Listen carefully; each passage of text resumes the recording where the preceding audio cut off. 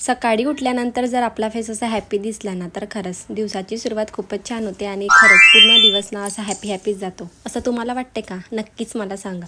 तर दिवसाची सुरुवात ना आज खूपच छान झालेली होती आणि ब्रश वगैरे करून घेतला, कारण मी ना सगळे कामं करून ब्रश करते, पण आज उलटं झालेलं होतं. सगळ्यात आधी ब्रश केला, घरातले सगळे कामं आवरले आणि लगेच सगळ्यात आधी आंघोळ वगैरे करून घेतली, कारण आंघोळ केल्यानंतर ना इतकं फ्रेश वाटतं. म्हणून मस्त अशा प्रकारे आंघोळ झाल्यानंतर लगेच घरातली सगळे कामं आटोपली आणि कामाचे व्हिडिओ ना मला क्लिप्स करायला वेळच नाही भेटला, म्हणून काही करण्यात नाही आलं. मस्त सात्विकचा आवाज आणि संध्याकाळी ना रात्र झाल्यानंतर मी त्याला पार्किंगमध्ये खेळायला नेलं.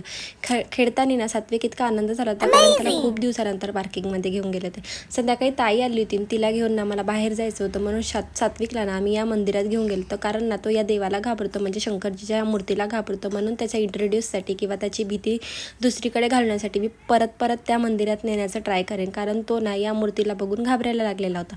तिथे गेल्यानंतर सात्विकला मी इंट्रोड्यूस करून दिलं की हे जयबाप्पा आहे, हे शंकरजी आहे. तर सात्विक थोड्या खेळायला लागलेला होता. नंतर मस्त अशा प्रकारे थोड्या वस्तू घ्यायच्या, त्या वस्तू वगैरे घेतला आणि कुठे गेल्यानंतर पोट उभा नाही करणार असं तर होणार नाही. दोघांनी मस्त चायनीजचा एन्जॉय केला आणि माझा दिवस संपला. भेटूया उद्याच्या व्लॉगमध्ये. Thank you for watching. बाय.